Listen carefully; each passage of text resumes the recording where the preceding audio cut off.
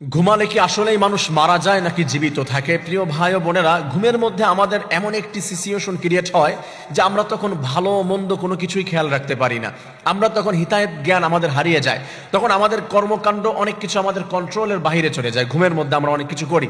বিশেষ করে দেখেন, আমরা যখন ঘুমিয়ে যাই স্বপ্ন দেখি। এই স্বপ্নের মধ্যে অনেক সময় আমি ভাবি আমি যে কোনো শত্রুকে পেয়েছিলাম অনেকদিন পরে, আমি তাকে পেরে প্রতিশোধ নিতে পারতাম।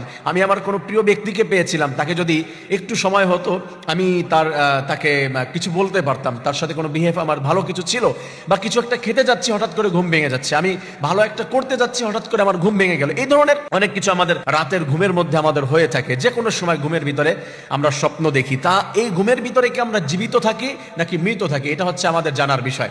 মৌলিকভাবে আমরা ঘুমের ভিতরে মৃত্যুবরণ করি, আমরা তখন জীবিত থাকি না। আল্লাহ রাব্বুল আলামিন তাই বলছেন।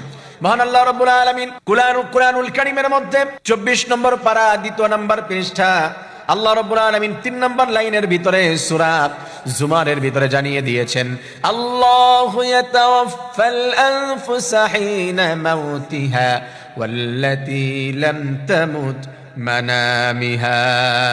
আল্লাহ তাআলা বলছেন, বান্দা ওয়াল্লাতী লাম তামুত ফি মানামিহা, যখন তোমরা ঘুমের ভিতরে চলে যাও তখন তোমাদের মৃত্যুবরণ হয়ে যায়। যখন তোমরা মারা যাও তখন তোমাদের স্বাভাবিক অবস্থা থাকে না। একটা মানুষ ঘুমের ভিতরে যাওয়া মানে তার মৃত্যুবরণ করা। আমার প্রিয় ভাইয়ারা, এই যে আমাদের ঘুমের ভিতরে যে মৃত্যু আমাদের হয়ে যায়, হাজার হাজার মানুষ আমরা এমন দেখতে পাই, এই রাতের বেলা ঘুমাতে গিয়েছে, জিন্দেগির শেষ ঘুমটা হয়েছে, এই ঘুমটাই তাকে নিয়ে গিয়েছে কবরের জগতে। কবরের ভিতরে সে চলে গেল, কিছুক্ষণ পরে তার পাশে চলে আসলো মুনকার নাকির, এসে তাকে কোশ্চেন করা শুরু করে দিয়েছে, মার রব্বুক ওয়া মা দীনুক ওয়া মান নাবিয়্যুক।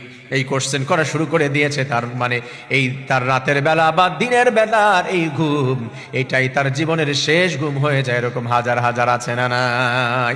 রব্বুল আলামিন তাই বলে দিয়েছেন, বান্দা তোমার এই রাতের বেলার ঘুম বা দিনের বেলার ঘুম এটা তোমার মৃত্যু। এটা হতে পারে জীবনে কোনোদিন আর তোমার ভাঙবে না, এটাই শেষ ঘুম হয়ে যেতে পারে।